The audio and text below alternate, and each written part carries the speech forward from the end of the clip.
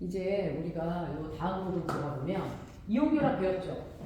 자, 근데 저렇게 이온이 될 때 왜 이온이 되려고 했었어요? 안정을 찾으려고. 너는 이렇게 누워있다가 내가 수학 숙제 하나도 안 했지. 불안해 안 불안해? 불안해. 벌떡 일어나서 갑자기 막 수학 숙제를 해. 원래 모든 인간은 뭐를 안 하는 것보다 뭐를 하는 게 마음이 편해 안 편해? 얘들아? 편해. 그래서 빨리 해놓는 게 낫죠. 그런데 대개는 안정을 찾으려고 하는 구도로 과학도 변해가지 않아? 변해가. 그래서 전자를 잃고 얻음으로써 구조적으로 옥텟 규칙을 지켜서 안정이 됐고요. 안정이 됐고 났는데 하나는 플러스고 하나는 마이너스여서 이들이 결합했더니 더 안정을 찾았어 안 찾았어? 더 안정을 찾았어. 그러면 매번 이온들이 나올 때마다 이 이온들을 모두 다 우리 중등부 때 다 따로 외웠었어요. 이온의 전하량을. 이거를 담고 있는 누가 있죠 얘들아? 표가 있죠. 이거를 담고 있는 표가 무엇이에요 얘들아? 주기율표예요. 누구라고요 얘들아? 주기율표. 자, 주기율표로 가면 여러분들 여기서 알아둬야 될 게 주기율표 무엇이에요 얘들아? 무슨 줄과 얘들아? 가로줄과 무슨 줄 얘들아? 세로줄로 나눠지게 됩니다. 자, 그런데 우리가 이제 가로줄에서 봤더니 뭐가 있냐면요. 가로줄 같은 경우는요, 우리 누굴 말해요 얘들아? 주기를 말하고, 세로줄은 누굴 말해요 얘들아? 족을 말합니다. 예전에 이제 어떤 학원에 신입생이 중간에 들어와서 야 너 주기율표 배웠어? 했더니 저 주기율표 배우다 왔어요. 했더니 주기하고 족 배웠어? 안 배웠어? 했더니 그 학생이 저는 족 같은 건 안 배웠는데요. 순간 학생한테 질문했는데 너무 기분 나쁜 거예요. 아니 왜 그러세요 선생님? 저는 족 같은 건 안 배웠다고 해서 애들이 그만해! 하는데 눈치 없는 애가 계속 얘기를 하더라고. 자, 우리 세로줄을 족이라고 얘기를 하게 되는데요. 이 주기율표를 보면 어떤 패턴으로 갈 수 있냐면 수, 그 다음에 누구지 얘들아? 해, 그 다음에 누가 있습니까? 리, 배, 붕, 탄, 질, 산, 풀, 누가 됩니까 얘들아? 네, 가는 거 맞아요? 틀려요? 맞죠. 그 다음에 이제 또 누가 있지 얘들아? 나트륨, 그 다음에 누구야? 마그네슘. 왜 아무도 따라하는 학생이 없지? 지금 네가 얼마나 잘하는지 우리가 보는 중이야 뭐 이런 거야? 자, 아르곤, 그 다음에 누구예요 얘들아? 칼륨, 누구예요 얘들아? 칼슘. 평가했어요? 잘하시네요. 뭐 틀린 거 없습니다. 뭐 이런 거예요. 자, 수해, 리베붕탄질산플레, 남아알규, 인함, 염화, 칼칼 이렇게 배열이 됐어요. 얘네들은 사실은 양성자의 개수인 원자 번호 순서대로 배열을 한 거였고요. 자, 얘네들을 몇 주기야 얘들아? 이게 1주기 맞죠? 얘가 몇 주기가 2주기, 3주기 몇 주기가 됩니다. 얘가 4주기가 되고요. 그 다음에 이제 여기서 또 알아두셔야 될 건 뭐냐면요. 세로줄 족이라고 하는데요. 얘를 몇 족 얘들아? 1족. 얘를 몇 족 얘들아? 2족. 여기가 몇이야 얘들아? 13족, 14족, 15족, 16족, 17족 몇 족이 됩니까 얘들아? 18족 이렇게 됩니다. 됐죠? 이때 우리 누구와 누구는 안 배워요 얘들아? 3족에서 12족은 안 배워요. 저거 참 조심하셔야 돼요. 나중에 물어보다가 나도 모르게 13족이라고 적어야 되는데 3족이라고 적어올 때가 있습니다. 자, 이때 저 족자가 가족의 족자예요. 가족끼리 성향이 비슷해 안 비슷해? 비슷해. 그치? 그래서 이 1족에 있는 애들은 모두 다 마지막 껍질에 있는 무슨 가 전자애들아? 원자가 전자가 하나예요. 원자가 전자가 하나일 경우 버려서 안정을 취하는 게 빨라? 얻어서 안정을 취하는 게 빨라? 버려서 취하는 게 빨라. 마지막 껍질의 전자 하나를 버리고 모두 다 플러스 몇 가가 돼요 얘들아? 1가 양이온이 될 거예요. 자, 그러면 이쪽의 원소들은 마지막 껍질의 전자 2개를 버리고 모두 다 플러스 몇 가가 되는 거야 얘들아? 2가가 되는 거 맞아요 틀려요 얘들아? 2가가 됩니다. 13족의 경우에는 마지막 껍질의 전자가 13개가 아니라 몇 개죠 얘들아? 3개예요. 그래서 얘네들은요 마지막 껍질의 전자가 누구예요 얘들아? 1 자리의 숫자가 있는 게 마지막 껍질의 전자수가 됩니다. 자, 그랬을 때 어떤 걸 볼 수 있냐? 3개부터는 버리기가 아까워요. 그래서 우리 어떻게 할까요 얘들아? 3개는 잘 못 버려요. 그래도 유일하게 버리는 애가 하나 있어. 그 친구가 누구야 얘들아? 알루미늄 몇 플러스야 얘들아? 3 플러스야. 알루미늄만 유일하게 전자 3개를 버려. 이렇게 돼 있어. 양이온이 저기 다 몰려있네. 그럼 반대편 끝으로 가서 한번 볼게. C8쪽을 봅니다. 마지막 껍질의 전자가 몇 개예요 얘들아? 8개예요. 맞죠? 자, 시험 문제에서 여러분들이 조심하셔야 될 거. C8 쪽에 있는 모든 원소는 마지막 껍질의 전자가 8개이다 라는 문구를 굉장히 조심하셔야 돼요. 우리가 여기 있는 C8 쪽 원소를 분석해봤더니 헬륨, 그 다음에 누구예요 얘들아? 네온, 그 다음에 누가 있어요 얘들아? 아르곤. 자, 얘가 2번, 얘가 10번, 얘가 몇 번? C8번 이렇게 돼요. 양성자 몇 개 얘들아? 2개. 그치? 전자 몇 개? 2개. 양성자 몇 개 얘들아? 10개. 전자도 몇 개 얘들아? 10개. 그래서 이렇게 배치가 돼. 맞죠? 양성자 몇 개 얘들아? 18개. 전자도 몇 개 얘들아? 몇 개가 됩니까 얘들아? 8개. 이렇게 배치가 돼요. 구조적으로는 안정이 돼요. 잘 보시면 아시겠지만 헬륨은 마지막 껍질에 전자가 8개가 돼요? 안 돼요? 안 돼요. 그래서 C8 쪽의 원소는 모두 다 마지막 껍질에 전자가 8개이다 라는 말은 맞는 거예요? 틀린 거예요? 얘들아? 틀린 게 된다 라는 거예요. 알겠죠? 얘는 예외가 된다 라는 거 잊어버리지 마시고요. 이 원소는 어떤 특징을 가지고 있냐면요. 구조적으로 너무 안정적이에요. 자, 더 이상 변할 필요가 있어요? 없어요? 없어요. 그래서 누구하고도 화학 반응을 하지 않습니다. 그래서 우리 18쪽 원소를 화학적으로 변하지 않아. 뭐라고 그래 얘들아? 비활성이라고 그래. 화학적으로 잘 변할 때 우리는 활성이라는 말을 씁니다. 변하지 않을 때 뭐라고 해 얘들아? 비활성. 그리고 쟤네들은요 무엇하게 됩니까 얘들아? 주변에 누가 다가오는 걸 좋아해? 싫어해? 얘들아? 싫어해. 왜? 내가 너무 뭐해? 안정적이거든. 내가 너무 안정적이면 누가 새로 나타나서 나의 안정을 흐트러 놓는 걸 싫어하기 때문에 얘네들은 주변 입자들과 최대한 멀리 떨어져 있어요. 따라서 얘네들은 고체, 액체, 기체 상태 중 무슨 상태로 존재합니까? 얘들아? 기체 상태로 존재합니다. 얘네들 비활성 기체다라고 얘기를 하죠. 자, 그래서 헬륨의 경우에는요 무엇이에요 얘들아? 풍선에 집어넣어 안 집어넣어? 풍선의 충전재 가장 안정적이에요. 풍선 안에 헬륨이 들어있다라고 했을 때 제가 터져도 주변에게 영향을 미쳐 안 미쳐 얘들아? 안 미쳐. 안정적인 가스야. 네온 같은 경우는요 우리 간판 있죠. 간판에 화려한 불빛이 들어오는 그 어디요 얘들아? 유리선 내부에다가 네온을 집어넣어서 화려한 색깔을 냅니다. 얘를 집어넣었을 때 얘가 화학 반응할 일이 거의 없기 때문에 간판에 열 에너지가 많이 올라가도 안정적으로 불이 나지 않을 수 있어 없어 얘들아? 있어. 그 다음에 아르곤이 누구냐면 형광등 내부에 들어가는 무슨 재야 얘들아? 충전재야. 얘네들은 모두 다 무엇으로서 얘들아? 충전재로서 역할을 하는 경향이 좀 커요. 왜요? 얘네들은 안정적이어서 화학 반응을 해요? 안 해요? 안 하는 애들이거든요. 그래서 저런 것들로 활용을 합니다. 그런데요, 이 헬륨부터 아르곤까지 우리가 누굴 좀 봐주셔야 되냐면요. 얘네들의 마지막 껍질에 가지고 있는 전자를 우리가 최외각 뭐라고 얘기해요, 얘들아? 전자수라고 얘기해요. 무슨 전자수, 얘들아? 최외각 전자수. 그 다음에 여기서 무슨가 전자 선생님한테 배웠던 원자가 누구예요, 얘들아? 전자수. 이 두 개의 용어에 대해서 배울 건데요. 자, 우리 마지막 껍질에 전자가 얘네들 몇 개 있어요, 얘들아? 얘네들은 모두 다 하나, 두 개, 13개가 아니라 몇 개? 3개. 얘도 4개. 그럼 마지막 껍질에 전자가 3개이자 원자가 전자도 3개. 마지막 껍질에 전자가 4개이자 변하려고 하는 전자도 4개. 마지막 껍질에 전자가 7개이자 원자가 전자도 몇 개? 얘들아? 7개. 이렇게 됩니다. 그런데요, C8 쪽은 최외각 전자가 헬륨의 경우 몇 개? 불러 빨리 몇 개? 2개. 몇 개? 몇 개? 그렇죠. 그런데 원자과 전자 얘들은 화학적으로 변하려고 그래? 안 변하려고 그래? 안 변하려고 그래. 그래서 원자과 전자가 몇 개야 얘들아? 0개 0개 0개 이렇게 되는 거야. 17쪽까지는 이들이 가지고 있는 최외각 전자와 원자과 전자가 같아요? 안 같아요? 같아요. 그런데 18쪽만 무엇하게 됩니까 얘들아? 최외각 전자와 원자과 전자가 같아요? 달라요 얘들아? 다릅니다. 다릅니다. 알겠어요? 알겠어요? 그래서 시험지에 아주 잘 나와요. 헬륨, 네온, 아르곤. 자, 그 다음에 이 주기율표에서 여러분들이 동시다발적으로 알아줘야 될 게 있는데요. 다음 시간에 할 건데요. 17쪽에 플로린과 염소 밑에 누가 있냐면 브로민이 있어요. 그 다음에 아이오딘이 있어요. 이거 같이 외워주셔야 됩니다. 그래서 17쪽은 FCl, Br, 같이 외워주세요. 뭐라고 해요 얘들아? FCl, Br, 브로민, 아이오딘까지 같이 외워주세요. 자, 17쪽을 우리가 접근해 봅시다. 17쪽에서 어떻게 되나요 얘들아? 마지막 껍질의 전자가 몇 개예요 얘들아? 7개예요. 몇 개만 얻으면 돼요?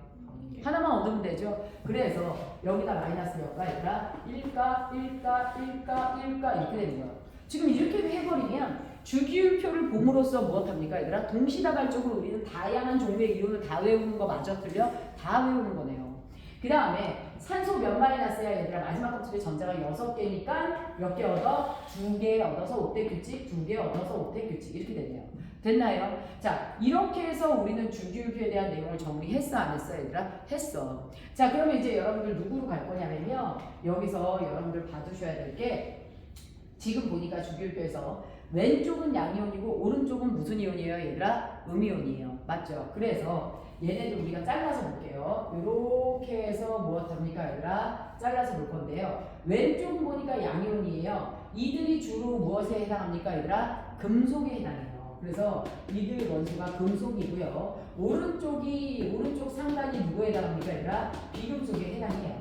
얘네들이 가지고 있는 몇 가지 특징들을 공통으로 분류할 거예요. 그러니까 완자에 있는 일부 페이지가 지금 다 해석되고 있는 거예요. 자, 우리가 금속하면 생각나는 게 무엇이에요, 얘들아? 딱딱하는 거 맞아요, 들려요? 딱딱함이죠, 그치? 자, 그래서 금속은 주로 우리 상온에서 무슨 상태로 존재해, 얘들아? 고체 상태로 존재해. 근데 선생님이 과학을 가르쳐 보면 항상 모두 그래는 없더라고.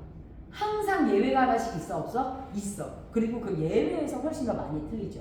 얘네들은 고체인데요. 예외적으로 금속인데 액체 상태의 애가 있어요. 누굽니까 얘들아? HG 수은이야. 이 친구가 무슨 상태입니까 얘들아? 액체 상태로 존재하는 금속입니다. 됐을까요? 자, 그 다음에 여러분들 칼슘이 금속이야 비금속이야 때 애들이 머뭇머뭇거리는 거야. 선생님 우유에 들어있는 그 칼슘이요. 네. 이 칼슘 우리 몸에서 누구를 구성해요 얘들아? 뼈를 구성하죠. 우리 몸의 뼈는 단단해야 돼, 안 단단해야 돼? 단단해야 돼. 단단해야지 무엇합니까? 우리가 중심을 잡고 설 수 있죠. 그 이유는 칼슘이 무엇이기 때문이야, 얘들아? 금속이기 때문에 단단한 거야.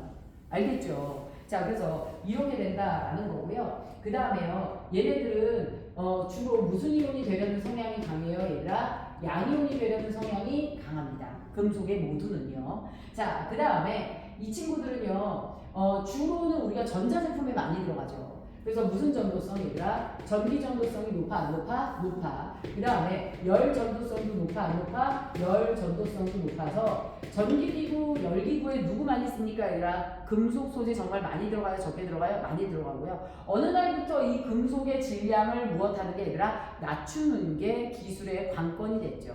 그래서 예전에는 전기장판 쓰잖아요. 되게 무거웠어요. 근데 시간이 지나면서 지금 전기장판 같은 애들이 무거워 가벼워 얘들아? 가벼워 심지어 무엇도 가능해 얘들아? 물세탁도 가능한 이런 시대까지 왔죠. 자, 그 다음에 금속에게 우리가 힘을 줬을 때 어떤 일이 벌어지냐? 선생님이 플라스틱 그립을 팍 쳤어. 깨진단 말이야. 그런데 금속은 탁 치면 어떻게 됩니까 얘들아? 찌그러지거나 그치 모양이 바뀌지 깨지진 않죠. 그래서 대장장이들이 금속 덩어리를 막 쳐가지고 얇게 펴서 무엇을 만들어 얘들아? 그릇을 만드는 거 맞아요? 들려요? 맞죠. 금속은 외부에서 힘을 주면 깨지는 게 아니라 얇게 뭐하는 성질을 가져요 얘들아? 펴지는 성질을 가져. 자, 이 펴지는 성질을 우리가 뭐라고 얘기한다 얘들아? 전성이라고 얘기해. 무슨 성이라고 얘기해 얘들아? 전성. 펼전자야. 그래서 너네 명절에 만들어 먹는 얇게 펴서 부쳐 먹는 음식 이름이 뭐야? 전. 펼전자야.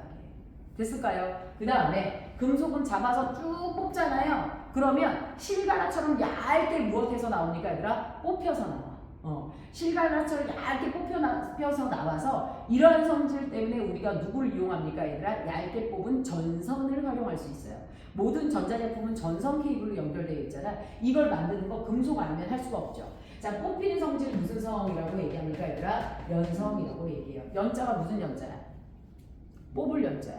그래서 너네 설날 연놀이 할 때 못 뽑으면서 놀아. 실 뽑으면서 노는 거 맞아요? 들려요? 맞죠. 연자가 뽑을 연자야. 그래서 그걸 연놀이라고 하는 거죠. 그래서 전성 무슨 성이라 연성 이런 성질을 갖는 게 금속이야. 자, 그럼 우리 비금속 볼게. 비금속은 어떤 특징을 갖냐면 비금속 같은 경우는요. 우리 누구로 존재합니까 얘들아? 얘네들은 주로는 누구로 존재해요 얘들아? 기체로 존재해요. 주로는 기체로 존재하고요. O2 기체, N2 기체. 주로 쟤네들은 기체로 존재하고요. 그 다음에 얘네들이 존재하는 건 일부 고체가 있어요. 그런데 자, 예외적으로 액체로 존재하는 애가 하나 있어요. 자, 얘도 예외적으로 액체로 존재하는 애가 누구냐면 Br2 누구야 얘들아? 브로민이야. 얘는 누구로 존재한다 얘들아? 액체로 존재한다는 얘기다. 됐을까요? 이렇게 되고요. 그 다음에 이들은 누구 이온으로 되려는 성향이 강해요 얘들아? 음이온이 되려는 성향이 강해요. 그런데 여기가 다 비금속이거든요. 여러분들 주기율표 전체를 보잖아요. 110여 종이 나와 있는 주기율표를 보면 여기 있는 몇 개 빼고는 다 금속이에요. 주기율표 전체 쫙 나열하고 보면 여기 있는 위에 몇 개 빼고는 다 금속이야. 그러니까 비금속은 훨씬 더 적어요. 이 비금속들이 음이온이 되려는 성향이 강하다라고 얘기를 했었죠. 그런데 여기도 예외가 있어요. 예외가 누굽니까 얘들아? C발 쪽은 비금속이지만 음이온이 되려고 해요 안 해요 얘들아? 음이온이 되려고 하지 않습니다. 그래서 C발 쪽은 무엇하다 얘들아? 얘는 음이온이 되려는 성향이 있다 없다 얘들아? 없다 이렇게 알아주시면 돼요. 됐을까요? 자 그래서 이런 내용 여러분들 봤고요. 자 그러면 이 주기율표로 우리는 이온 결합에 더 많은 아이를 식으로 접근할 수 있어. 알루미늄 몇 플러스 얘들아? 3 플러스와 OH가 만날 때 OH 마이너스가 만날 때 OH 마이너스 몇 개 와야 돼 얘들아? 3개 와야 돼. 그러면 AL, OH, 가로하고 몇, 3 이런 다양한 식들을 만들어낼 때 결국 주기율표의 공통성이 필요해 안 필요해? 필요한 거지. 그래서 이런 내용으로 가게 되고요. 자 오늘 사실 선생님이 가르쳐주고 싶은 내용 중에 하나가 무슨 결합이냐면 공유결합이야. 야 이거 빨리 사진 찍어봐. 사진 찍고 저것만 뭐 하나 지울 거거든.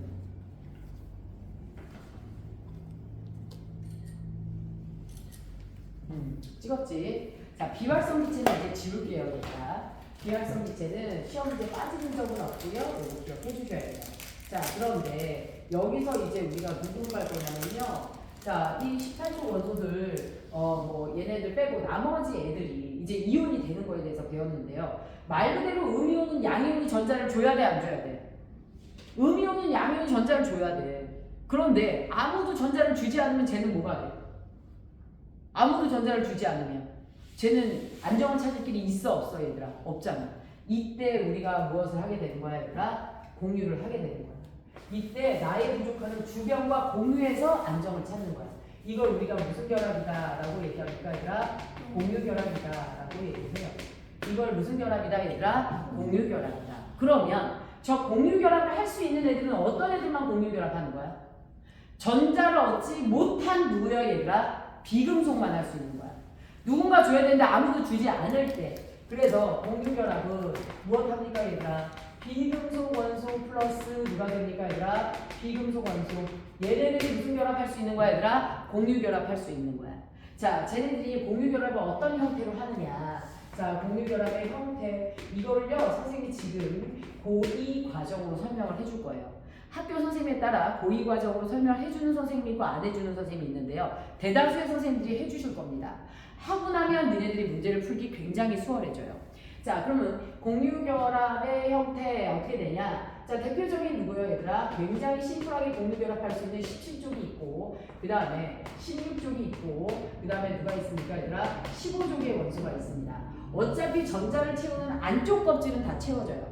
채워지는 마지막 껍질에 전자가 완전히 채워지지 않죠. 그래서 이들이 가지고 있는 무슨과 전자 얘들아? 원자과 전자가 중요해 안 중요해? 원자과 전자가 굉장히 중요하죠. 됐을까요? 자 그러면 이제 알아두셔야 될 것 중에 하나가 뭐냐면 17쪽의 대표 주자가 누구야? 플루오린이야. 플루오린 원소비율을 썼어. 이 친구 어디 얘들아? 사방에다가 이렇게 선생님이 전자가 들어갈 공간을 이렇게 그려볼게. 여기에다가 얘가 가지고 있는 무슨과 전자 얘들아? 문제가 되는 원자과 전자를 누구로 찍어서 그릴 거야 얘들아? 점으로 찍어서 그릴 거야. 뭘로 찍어서 그릴 거야? 점. 그쵸? 그런데 여기에다가 한 군데 최대 들어갈 수 있는 전자가 몇 개야? 2개. 그런데 한 번에 2개를 다 집어넣지 않고 하나씩 돌려가면서 집어넣을 거야. 자 집어넣는 거 잘 봐봐. 이 원자과 전자를 점으로 집어넣어. 7개를. 하나, 둘, 셋, 넷, 다섯, 여섯, 몇 개 얘들아? 7. 혼자 있는 전자 있어 없어 얘들아? 혼자 있는 전자 있는데 저 혼자 있는 전자에 전자가 채워져야 얘가 안정이 되는데 아무도 안 주는 거야. 그래서 우리는 이 전자를 무슨 전자라고 얘기해 얘들아? 홀전자라고 얘기해. 따라해봐. 무슨 전자 얘들아? 홀전자. 무슨 전자? 홀전자. 제가 문제야. 야 아무도 전자 안 준대. 야 나 어떡하냐? 그랬어. 그랬더니 옆에 또 다른 플로린이 있어. 자기랑 똑같은 처지에 또 다른 플로린. 봐봐. 하나, 둘, 셋, 넷, 다섯, 여섯, 7 이렇게 됐어. 됐을까요? 그럼 얘도 홀전자 있어 없어? 있지. 넌 나랑 공유하면 되지. 이렇게 친절한 친구가 있어. 자, 하나, 둘, 셋, 넷, 다, 여, 일곱, 여덟. 되는 거 맞아요? 틀려요? 맞죠. 너 나랑 공유하면 되지. 하나, 둘, 셋, 넷, 다, 여, 일곱, 여덟. 되는 거 맞아요? 틀려요? 맞네요. 그래서 무엇하게 됩니까? 얘들아, 플로린 원자 두 개가 이렇게 공유 결합했어. 이 친구가 그 유명한 누가 되는 거야? 얘들아, F2가 되는 거야. O2, N2 다 이런 식으로 형성되는 거 맞아요? 틀려요? 이런 식으로 형성되는 거야. 맞죠? 자, 그래서 과학은 꼭 주고 받지 않아도 이렇게 해서라도 안정을 취하는 거야. 태민이가 우리 앞집에 살아. 우리 아파트는 서로 너무 좁아. 태민이 자전거가 있고 난 유모차가 있어. 그런데 난 자전거가 필요하고 태민이는 유모차가 필요해. 그래서 어떻게 해? 저 유모차 새로 살려고 하는데요. 야, 사지 마. 우리 서로 공유하자. 이러면 추가적으로 물건을 더 구입하지 않아도 되는 거 맞아요? 틀려요? 맞죠? 그럼 그 다음날 태민이는 유모차를 타고 학교를 갈 수 있었던 거죠. 너무 멋있죠? 유모차를 타고 멋있게 학교를 갔습니다. 알겠죠? 다음날 왕따를 당했다는 얘기가 있긴 한데, 자, 이렇게 돼요. 자, 그러면 안정을 취했어. 얘가 안정을 취했어. 그럼 얘 이제 어떻게 되는 거야? 너무 안정적이야. 그런데 저기서 또 다른 플로린이 야, 나도 껴줘 하면서 좋아, 싫어. 얘가 어느 순간 내 안정을 뭐 해야 돼? 얘들아? 흐트러뜨려 놔야 돼. 그래서 F2는 주변에 오는 모든 애들을 뭐 하게 얘들아? 밀어내. 꺼져, 저리 가 하면서 밀어내.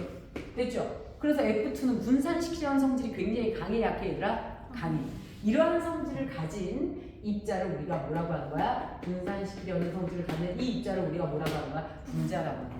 이게 분자야. 여러분들 시작할 때 분자 배웠죠?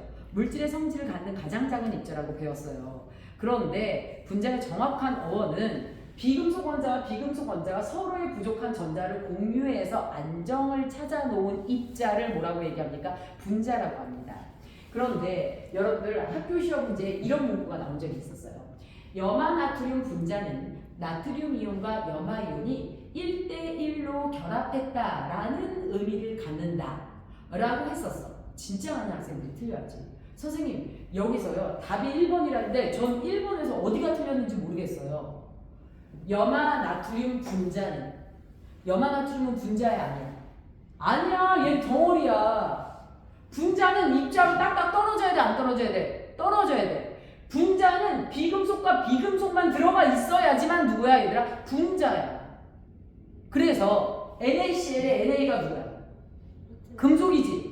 금속이지. 얘는 금속 플러스 비금속이지. 금속 플러스 비금속의 식을 갖는 아이한테 누구라는 말을 쓰지 않아요 얘들아? 분자라는 말을 쓰면 큰일 납니다. 알겠죠? 이온 결합 물질의 식에다가 분자라고 쓰는 것 자체가 무엇 되어야 얘들아? 잘못된 표현이야. 그래서 그 학생이 갖고 와서 어디가 틀렸는지 모르겠대. 야, 염화나트륨 분자는이라고 써놨잖아. 분자는이 잘못된 거지. 그래서 학교 선생님 이름을 부르면서 욕을 하고 가는 거야. 그거는 충분히 눈치챌 수 있어야 돼. 고등부에서 디테일하게 가야 돼. 그렇구나. 그렇게 해서 F2라는 분자가 만들어지는구나. 공유결합한 물질만 분자라고 불릴 수 있습니다. 이온결합한 물질은 덩어리이기 때문에 분산되려는 성질이 없어요. 무조건 주변을 끌어들이죠. 됐을까요? 자, 그러면 16쪽의 대표 주자가 누가 있습니까 얘들아? 산소가 있어. 16쪽의 대표 주자가 누가 있어 얘들아? 산소가 있어. 자, 산소가 원자과 전자 몇 개 니들이 불러야지 기억나지 뭐. 산소 원자과 전자 6개지. 그치? 그 6개를 하나, 둘, 셋, 넷, 다섯, 몇 개 얘들아? 6. 이렇게 돼. 됐나요? 이렇게 되고요. 또 다른 누구요 얘들아? 산소 원자가 하나, 둘, 셋, 넷, 다섯, 6. 그랬더니 가지고 있는 홀전자 마주보는 건 상관이 없어요. 맞나요? 그런데 마주보지 않는 것들을 어떻게 합니까? 너 일로 와. 너도 일로 와.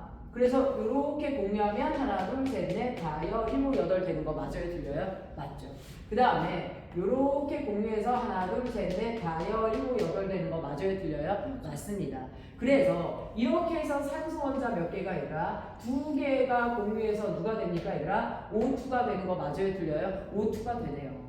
됐나요? 자, 그런데 양쪽의 차이점 좀 여러분들이 분석해 볼래요? 어떤 차이를 가지고 있어요? F2 같은 경우 어떻게 돼요 얘들아? 여기서 무슨 결합? 공유전자 쌍당 한 쌍만 결합했어. 얘는 공유전자 쌍 몇 쌍? 2쌍이 중복된 위치에 결합을 했어. 그래서 우리는 뭐라고 할 거냐면요. 한 쌍의 공유결합쌍이 있을 때 우리가 이것을 무슨 결합이더라? 단일결합이라고 할 거야. 됐을까요? 자, 얘는 무슨 결합이라고 얘기할 거야, 얘들아? 결합선이 두 개니까 선생님 단일결합 두 개죠? 라고 하시면 안 돼요. 자, 단일결합 두 개가 겹쳐 있기 때문에 같은 공간에 겹쳐 있을 때 우리는 이것을 무슨 결합이라고 얘기합니까, 얘들아? 이중결합이라고 얘기합니다. 산소 원자는 공유전자쌍을 두 개를 만들 수 있는 능력을 갖는데요. 한쪽에 이렇게 두 개를 만들어 놓으면 이중결합이 되는 거고요. 산소 원자를 중심으로 요렇게 해서 공유결합을 하게 되면 단일결합 몇 개가 되는 거야? 두 개가 되는 거야. 이해돼요? 안 돼요? 이해돼요. 이게 한쪽에 몰려 있으면 이중결합, 양쪽으로 나누어져 있으면 단일결합 몇 개? 두 개가 되는 겁니다. 어쨌든 산소는 홀전자가 몇 개짜리? 산소는 홀전자가 몇 개짜리야? 두 개짜리야. 그래서 반드시 결합선이 몇 개가 필요해? 두 개가 필요해. 이중결합의 형태로 하든 단일결합 형태 두 개로 하든. 됐을까요? 자, 그 다음에 이제 질소로 갑니다. 자, 질소. 원자과 전자 몇 개예요, 얘들아? 5개. 그치? 이렇게 돼요. 자, 질소. 원자과 전자 몇 개예요, 얘들아? 5개. 이렇게 됩니다. 됐을까요? 자, 이때 우리요. 마주보는 애는 상관없어요. 마주보지 않는 누가 있습니까, 얘들아? 나머지 애들이 있죠. 그치? 얘네들을 무엇하게 됩니까, 얘들아? 너 거기서 뭐해? 니네 둘 다 일로 와. 너네 둘 다 일로 와. 이렇게 해서 결합하면 하나, 둘, 셋, 넷, 다, 일곱, 여덟. 맞아요, 틀려요? 맞죠? 여기서도 어떻게 됩니까? 하나, 둘, 셋, 넷, 다, 일곱, 여덟 되는 거 맞아요, 틀려요? 맞죠? 그래서 무엇하게 됩니까, 얘들아? 질소 원자 두 개가 공유결합했어요. 요거 누구 되는 거예요, 얘들아? N2가 됩니다. 보시면 아시겠지만 결합을 형성한 쪽 같은 방향으로 세 개가 연이어서 있다라는 건 이 친구는 무슨 결합이다, 얘들아? 3중 누가 됩니까, 얘들아? 결합이 되는 거 맞아요, 틀려요? 3중 결합이 됩니다. 됐을까요? 이렇게 됐어. 자, 그러면 여기서 여러분들이 하나 더 익혀두셔야 될 것 중에 하나가 무엇이냐? 단일결합, 이중결합, 삼중결합을 배웠단 말이야. 유독 단일결합을 자주 하는 애가 또 있어요. 유독 단일결합을 무엇하는 애, 얘들아? 잘 형성하는 애가 주기율표의 몇 번? 1번 수소입니다. 수소는 양이온이 되지만 원래는 비금속이야, 금속이야? 비금속이야. 유일하게 양이온이 되는 무슨 금속이야, 얘들아? 비금속. 양이온 하면 금속이 떠올라야 되는데 얘는 유일하게 누가 된다? 비금속이 된다. 그 다음에 쟤네들이 가지고 있는 누구야, 얘들아? 수소의 원자과 전자가 하나죠?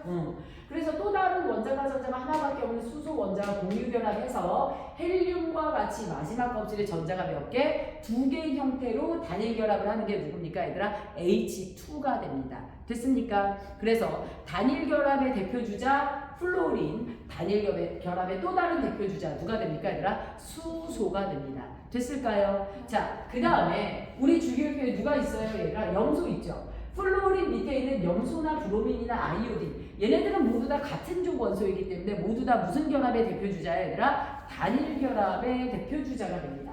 그래서 누구요, 얘들아? 염소도 똑같이 누구요, 얘들아? 플로린처럼 여기에 공유하지 않은 전자쌍, 비공유 전자쌍이라고 하거든요. 비공유 전자쌍을 이렇게 가지면서 단일결합을 하는 게 누가 됩니까? CL이 돼요. 됐나요? 자, 이렇게 돼요. 자, 이 식을 루이스 전자점식이라고 얘기를 합니다. 이걸 잘 익혀두면 두고두고 생명과학에서도 지구과학에서도 문제를 이해하기가, 개념을 이해하기가 수월해져요. 이건 원래 화원 고2 과정에 나오는 루이스 전자점식이고요.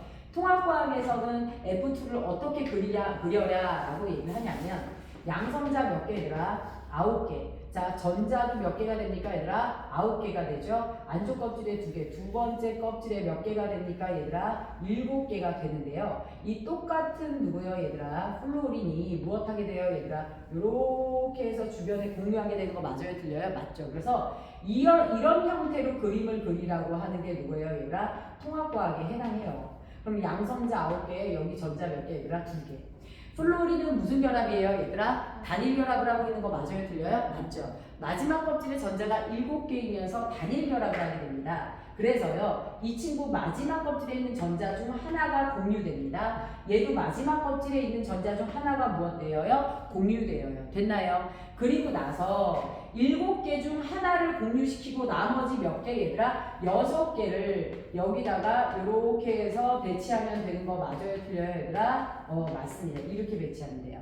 됐나요? 자, 다시 내가 가지고 있는 7개의 전자 중 하나를 공유결합에 참여시키고 나머지 6개는 공유결합에 참여를 시켜요? 안 시켜요? 얘들아? 안 시키는 형태로 간다 라고 해서 이게 통합과학에서 F2의 공유결합 형태를 그리시오 라고 하면 요렇게 그려야 돼요. 그런데 학교에서 요걸 알려주잖아요. 그러면 이걸로 시험 문제 출제하는 학교도 많습니다. 루이스 전자점식으로도 많이 출제하고요. 이걸로 쓰라는 학교도 있고 그래요. 그런데 여러분들이 시중에서 사용하고 있는 문제집에서는 이 형태로 그려가라 라고 할 거예요. 알겠죠? 선생님 저 보라색 깔은 몇 개예요? 6개. 7개인데. Sorry. 자, 오른쪽 것도. 빈틈을 싫어해요 선생님이. 됐나요? 잘 세서 빨리 지적했었어야 되죠. 영상에 너무 오랫동안 들어갔잖아요. 자, 이렇게 됐습니다. 됐을까요? 어떤 놈이 내가 문제를 푸는데 2 곱하기 3을 내가 5라고 쓴 거야. 근데 고3이 저 뒤에서 계속 이렇게 가만히 있어. 내가 걔 보니까 예사롭지 않아. 왜 답이 안 나오지? 왜 답이 안 나오지? 근데 걔가 뒤에서 듣고 있어. 야! 그랬더니 아까 틀렸어요 아까! 이러는 거야. 건방져가지고 얼마나 혼났는지 몰라요. 선생님 다 틀려서 계산 오류 날 때까지 기다렸다가 맨 끝에 팔짱 끼고 있다가 진짜 거기 나 처음부터 틀린 거지 막 이러면서 선생님을 비웃으면서 진짜 가더라고요. 자, 그래서 요렇게 봤어. 근데 선생님이 한 가지만 더 진행을 할게. 이 뭐가 있냐면 몇 시야? 야, 11분 왜 시계가 안 나오냐? 1시 12분. 1시 12분이에요? 자, 시간 더 진행해도 되겠네요. 요거 말고 그 외에 공유결합을 할 거야. 우리 그 외에 공유결합에 뭐가 있냐면요. 이런 게 있어요. H2O가 있어요. 여러분들이 많이 봤던 누구야 얘들아? H2O. 그 다음에 NH3가 있어. 그 다음에 누가 있냐면 CH4가 있어. 그리고 누가 있어요? CO2가 있는데요. 앞으로 이 공유결합한 결합쌍을 선생님이 선으로도 그릴 거예요. 선으로 하나, 선으로 2개, 선으로 3개. 그런데 저 그림에서 쟤네들을 누구부터 그릴까요?가 관건이야. 자, 우리 지금 보면 플로린, 수소 누구요? 염소는 단일결합의 대표주자. 산소는 무조건 결합선이 이중결합이든 단일결합 2개든 결합선이 몇 개 있어야 돼? 2개. 질소는 결합선이 몇 개 있어야 돼? 3개. 결합선을 많이 만드는 애들을 먼저 중심에다 그립니다. 수소와 산소가 있을 때 산소가 결합선을 많이 만들죠? 먼저 그립니다. 산소의 원자과 전자 몇 개예요? 니네가 불러. 몇 개예요? 6개. 그치? 이렇게 해서 그렸어. 홀전자 몇 개야 얘들아? 2개지. 그치? 저기에 홀전자가 하나뿐인 누구요 얘들아? 수소. 홀전자가 하나뿐인 수소가 이렇게 가서 단일결합으로 붙는 거야. 그랬더니 어떤 애가 선생님 꼭 요렇게 붙여야 되나요? 아니요. 이렇게 붙여도 상관없어요. 이렇게 붙여도 상관없습니다. 단일결합으로 여러분들이 붙일 줄만 알면 돼요. 그 다음에 NH3. 자, 질소. 원자과 전자 몇 개야? 정신 차려! 이걸 못 외우는 거야 지금. 자, 질소 원자과 전자 몇 개야? 5개. 오늘 첫 시간이어서 내가 친절하게 얘기하고 지금 폭발하면서 이 시간 갈수록 폭발하죠. 그렇죠? 자, 이렇게 됩니다. 알겠죠? NH3. 자, 그럼 홀전자 몇 개야? 3개야. 그치? 그러면 여기에 누구요 얘들아? 수소가 무슨 결합으로? 단일결합으로 가서 붙는 게 누구야? NH3야. 됐을까요? 그래서 질소 원자 무엇 할 수 있습니까? 질소 원자는요 단일결합 3개도 가능하고요. 얘는 단일결합 하나, 이중결합 2개도 괜찮아요. 결합선이 몇 개이기만 하면 돼요 얘들아? 3개이기만 하면 됩니다. 자, 이제 탄소는 선생님이 가르치지 않았어요. 자, 얘네들이 중첩되는 결합은 3중결합까지만 있고 4중결합은 있어요 없어요 얘들아? 4중결합은 없습니다.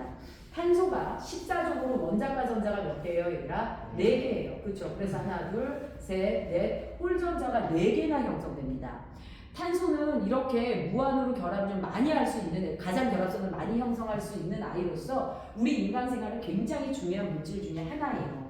그래서 여기에다가 수소가 무엇합니까 얘들아? 여기다 수소가 가서 단일결합으로 이렇게 형성되는 거 이게 누가 됩니까 얘들아? CH4가 되는 거예요. 됐을까요? 얘가 지금 우리가 보일러 뗄 때 연료로 나오는 거 맞아요? 틀려요? 연료로 들어가는 게 바로 얘가 됩니다. 그리고 여러분들 방구 끼면 이거 나오죠? 알겠죠? 그래서 우리한테 맨날 물어보더라고요. 방구 모으면 연료가 될 수 있느냐? 연료 가능합니다.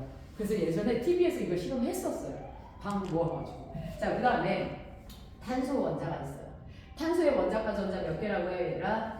4개야. 맞죠? 6개. 공부하는 것들은 뭐야? 6개. 뒤에서 6 했더니 앞에서 6개 아무것도 안 해. 자, 뭐예요, 얘들아? 원자과 전자 몇 개야? 4개야. 그치? 이럴 때 옆에 누가요, 얘들아? 산소가 원자과 전자 몇 개라? 6개짜리가 가서 붙어요. 산소가 원자과 전자 몇 개짜리가 붙어요, 얘들아? 6개짜리가 가서 붙습니다. 그럼 이제 어떻게 해야 되는지 알죠? 위아래로 남아있는 애들 끌고 와, 안 끌고 와? 끌고 와야지. 너 일로 와. 그치? 너도 일로 와. 너 일로 와. 너도 일로 와. 하면 양쪽에 몇 중 결합이라? 2중 결합으로 이산화탄소가 만들어지게 됩니다. 이산화탄소 진짜 안정적인 기체거든요.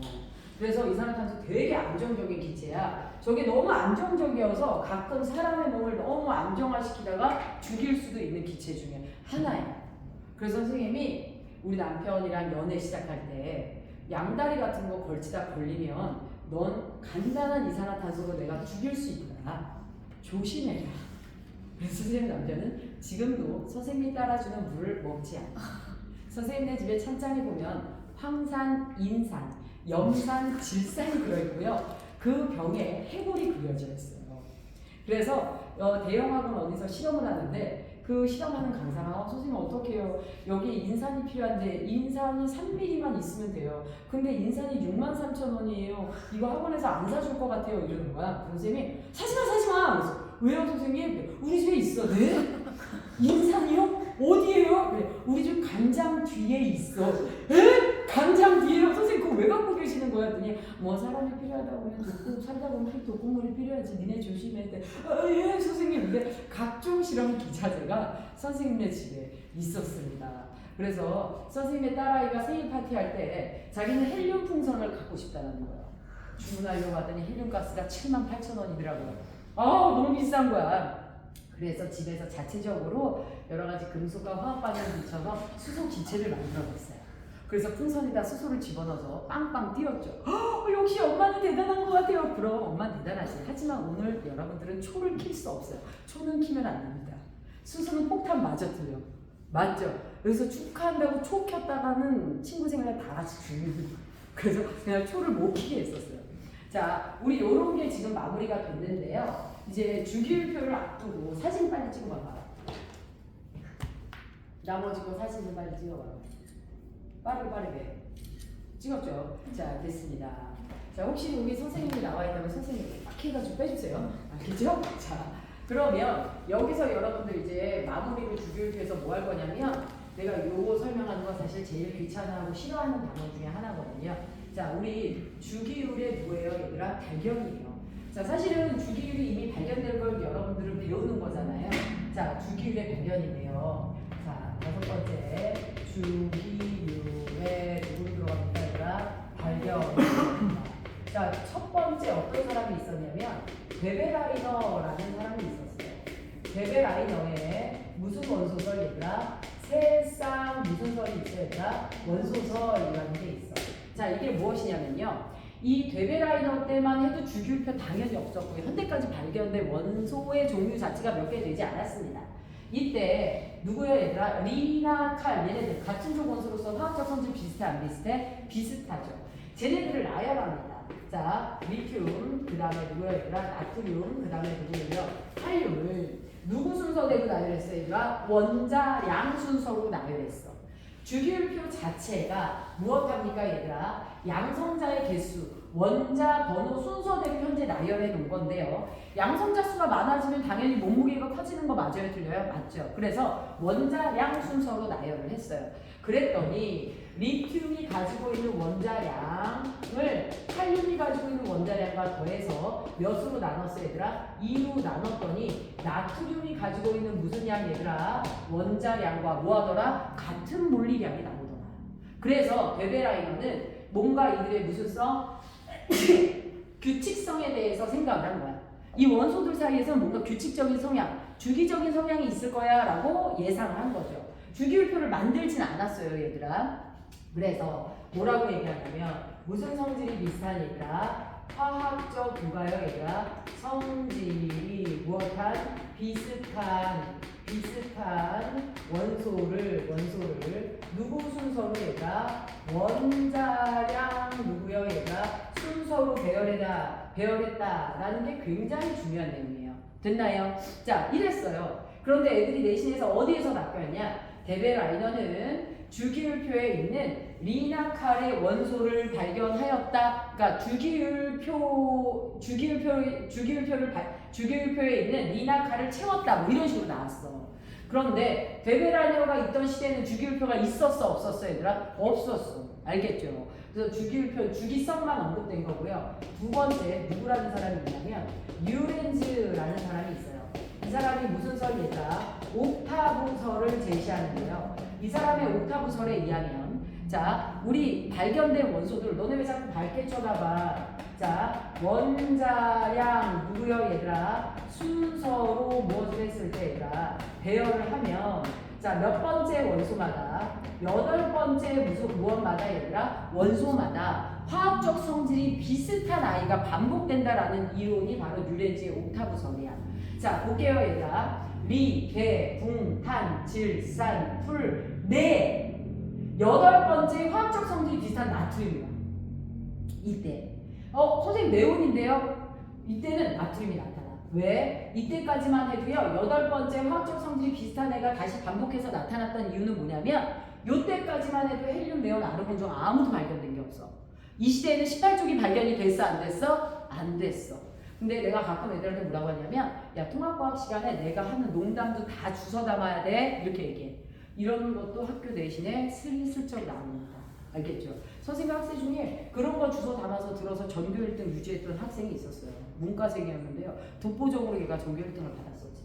자, 그래서 이렇게 해서 원자량 순서 배열했을 때 8번째 원소마다 화학적 성질이 비슷한 애가 발견돼. 근데 류렌즈가 약간 어리석었어. 지금의 과학은 무슨 과학이야? 최대의 과학이야.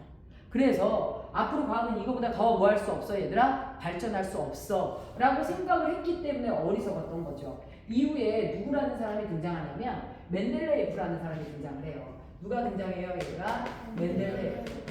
자, 이 멘델레예프라는 사람이 등장하고요. 사실 이 사람이 최초의 무슨 표를 만들었다 얘들아? 주기율표를 만들었다. 그런데 이 사람들은 사실은 수학을 공부하던 사람들이야. 그러니까 뭔가 나열에 대해서 굉장히 분석학적으로 잘 접근을 하는 거지. 그런데 이 멘델레예프가 무엇합니까 얘들아? 역시나 당시 발견된 원소가 63종이야. 이 63종의 원소를 무슨 양 순서로 얘들아? 원자량 누구야 얘들아? 순서로 배열을 했어요. 자, 그런데 이 사람은 뭘 활용했냐? 얘네들이 모두 다 이렇게 아구에 맞게 발견된 건 아니잖아. 누군가는 발견되고 누군가는 발견 안 됐을 수도 있어. 그래서 원자량의 차이가 너무 크면 무슨 칸을 뒀어요 얘들아? 빈 칸을 뒀단 말이야. 그래서 이 사람은 무슨 칸을 활용했어? 빈 칸을 활용했고요. 심지어 발견되지 않았던 원소를 무엇합니까 얘들아? 예언을 합니다. 이렇게 이제 교과서 귀퉁이에 나와 있어요. 탄소, 규소. 자, 탄소가 자연계에 누구로 발견돼 얘들아? CO2로 발견돼. 규소가 SiO2로 발견돼. 그럼 탄소, 규소 밑에 있는 얘가 누구야? 모르겠어. 그러면 이 친구도 XO2로 발견될 거고 이 친구의 성질은 이러이러할 거야 라고 예언을 하고 죽었단 말이야. 걔가 후대 발견됐어. 그 친구가 누구였냐면 얘들아 자 G이라고 쓰고 저마늄. 여러분들 들어봤어? 게르마늄 들어봤어? 안 들어봤어? 들어봤죠? 선생님 어렸을 때는 진짜 게르마늄이라고 읽었어요. 그런데 실제 그렇게 읽으면 외국인들이 못 알아들어요. 그래서 저걸 뭐라고 읽어요 얘들아? 저마늄이라고 얘기를 합니다. 자, 그래서 이 원소가 누구였냐라는 게 학교 시험 문제 나와서요. 그 학생이 저걸 썼습니다. 정규에 저걸 쓴 게 그 학생 하나였어. 그래서 그 친구가 100점으로 1등급을 받았었죠. 자, 그래서 이렇게 되고요. 그 다음에 네 번째 이제 누가 있었냐면 멘델레프의 주기율표에 문제가 있었어요. 아르곤이 여기가 있어요.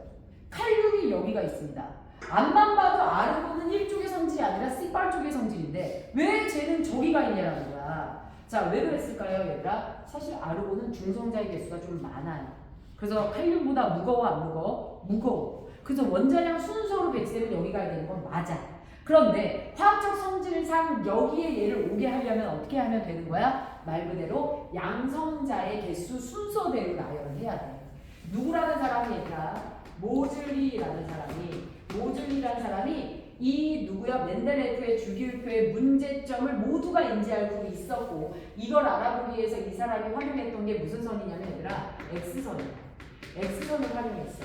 X선이 무엇을요 얘들아? 원자 내부에 있는 원자 핵의 전하량을 들여다볼 수 있어 없어 얘들아? 있어. 그래서 얘네들을 배열할 때 원자량의 순서대로 배열하는 게 아니라 핵 전하량의 순서대로 배열하며 내부에 있는 핵 전하량을 들여다볼 수 있는 게 X선이었거든요. 그래서 핵 전하량의 순서대로 배열을 하면 아르곤이 이 위치에 갈 수 있는 거 맞아요? 들려요? 맞죠. 그래서 모즐리에 의해서 우리 주기율표는 현대 주기율표는 무슨 번호 얘들아? 원자 번호 누구요 얘들아?